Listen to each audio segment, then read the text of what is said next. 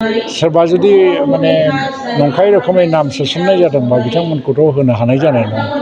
खिन्थु जायफोर जेनुइन बिसोरो मोनलांगोन आरो बिनि थाखाय जोङो खामानि मावगासिनो दं। जोबोद गोजोननाय मोनदों, फारसेथिं गोसोआव दुखुबो मोनदों जे बे दिउ जाय मार्टियार्सफोरनो गोरोबथानि रादाय बादियैनो जोङो 5 लाख रां जे एक्स ग्रेसिया बिथांमोननो होनांगौ, दिनैसो होनो हानाय जादों।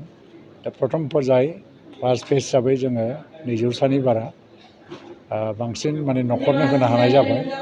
लोगोसे नाथाय 3,000सो माने मार्टियार्स न'खरफोरा दिनै थालांदों। रां रुपानि आंखालनि बाथ्रा नङा बा होनो गोसो थानाय थोयैनि बाथ्रा नङा, नाथाय गभर्नमेन्टनिफ्राय जे एक्स ग्रेसिया मोननांगौ मुंख्लंफोरनि दा बै माखासे फर्मेलिटि थायो आरो। दा हाग्रा बंग्रा थानानै दावहा नांबोनाय मानसिफोर हिसाबै बै समाव सोर गावथार जाखो, थ' बिनि थाखाय मा FIRबो गैजोबा, पस्टमर्टेमबो गैजोबा, जायफोरखौ माने मेन्डेटरि खालामो गभर्नमेन्टआ। दा बेखौ रायज्लायबाय थानाय जादों। लासै लासै हयथ' गभर्नमेन्टनि बा गावबुरानि सार्टिफिकेट बा VCDCनि सार्टिफिकेट बेफोरजोंबो बेखौ नाजावहोनो हायो नामा। नाथाय जोङो बयनोबो होलांनो नाजानाय जागोन। नाथाय बे जों माब्ला होगोन होआ मोनसे बाजेट प्रभिजननि बाथ्रा, बेखौ टाइम होनो हानाय नङा। खिन्थु स्टेप बाय स्टेप बयनोबो होलांनो थाखाय जोङो खामानि मावगासिनो दङ। आरो रावबो माने गोसोआव गिनाय बा मोनसे माबानाय थानो नाङा, बयबो मोनलांगोन। खिन्थु मोनसे खोथाया मा, सोरबा जुदि माने नंखाय रोखोमै नाम सोसननाय जादोंबा बिथांमोनखौथ' होनो हानाय जानाय नङा। खिन्थु जायफोर जेनुइन बिसोरो मोनलांगोन आरो बिनि थाखाय जोङो खामानि मावगासिनो दं। बेथ' मोनसे समस्थियाव जाबाय हिसाबै डिस्ट्रिक्ट मोनसेनि थाखाय डिक्लारेसनफोरखौ होबोयो। मैया बिदिनो माखासे माने जे वाटार साप्लाइ स्किम बा एकलव्य मडेल स्कुलफोर बा हस्पिटाल आपग्रेडेसन बेफोरखौ होदों। लामानि डिक्लारेसन जादों उदालगुरि जिल्ला हिसाबै।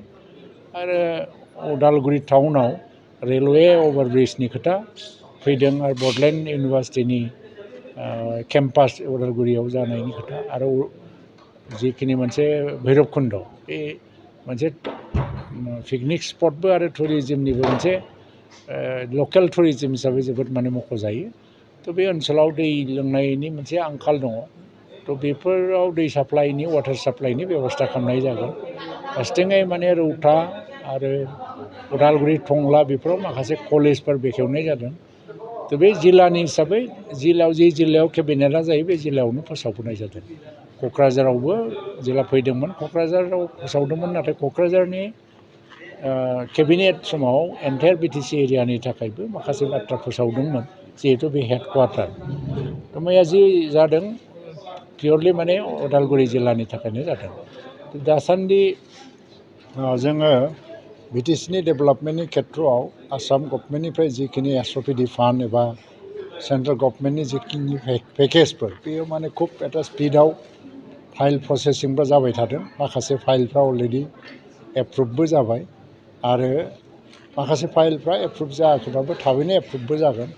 आरो जेब्लानो चिफ मिनिस्टारनि टेबोलाव थाङो चिफ मिनिस्टारा बेखौ डिले खालामालासिनो थाबनो मावनो हरनो नाजायो। गुडविल मिसननि आन्दाराव हयथ'बा लामा बानायनो थाखाय चिफ मिनिस्टारा गावनि बिथिंनिफ्रायनो माखासे फान्ड हरबावगोन, आङो बेखौ मिथिदों। आरो डेभेलपमेन्टआ जाहाथे माने स्पिडि जायो बेनि थाखाय बिथाङा राहा लागासिनो। बाजेटनि खोथा नङा, बियो अलरेडि बियो माने जिहेथु थांनाय बोसोरनि बाजेटआवनो फोसावदों बेखौ। आरो खोथाया जाहैबाय माखासे क्राइटेरियाफोरखौ फुलफिल खालामनानै जों लिस्टखौ बानायनांगौ। दा लिस्टखौ जोंनोसो बानायनो होगासिनो दं काउन्सिलनो।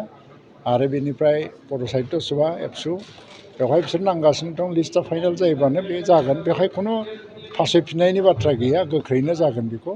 आरो चिफ मिनिस्टारा बे लिस्टखौ बा इडुकेसन मिनिस्टारा बे लिस्टखौ बिगासिनो दं। लोगोसेयैनो माखासे कलेजफोरनि बाथ्रायाव जिहेतु कलेज प्रभिन्सियेलाइजेसना मोनसे UGCजों लिंक दङ भबिसतआव, जोङो बेखौ माने जोङो माने सर्टकाट भाबै अभारजाम्प खालामनानै खुनु रुल सिफायजोबनानै प्रभिन्सियेलाइज खालामोबाबो बे उनावहाय दिगदार जाहैखायो, हाहैया बेखौ। बेनिखायनो माखासे कन्डिसनफ्रा फुलफिल जाथारनांगोन। आरो बे लिस्टखौ बानायनो थांनायाव कन्डिसनफोरखौनो भेरिफाइ खालामबाय थानाय जादों। आं सानो काउन्सिला गोख्रैनो लिस्टखौ बानायगोन। दखना जि जोम गाननो मोजां मोनग्रा बर' हौवा हिन्जावफोरनि थाखाय मोनसे जोबोरैनो गोजोनथाव खौरां। F&F क्लथिं गलाया फैगौ बैसागु फोरबोनि थाखाय समायना रमायना दखना, जोमग्रा सादोर, ब्लाउज आरो हौवाफोरनि थाखाय आर'नाइ, गामसा, शार्ट बायदि रोखोमनि गानग्रा जि जोमखौ नोंथांमोननि थाखाय लानानै फैदों। बेजों लोगोसेनो बर'नि जुलियाव नांगौ जानाय हौवा हिन्जाव गोदाननि गासै गानग्रा जोमग्राफोरखौबो बे गलायाव मोनगोन। गसाइगाव टाउनजों नांजाबनाय राजापारानि गार्लस स्कुलनि अपोजिटआव थानाय F&F क्लथिं गलायाव बर'नि गाब गोनां समायना रमायना ड्रेसफोरखौ गोसोनि लुबैनाय बायदि मोननो हागोन। लोगोसेयैनो गोसो गुदुं सुबुंफ्रा गावनि मोजां मोननाय ड्रेसफोरखौ F&F क्लथिं गलायाव जायखिजाया सानावनो लांफैनो हागोन।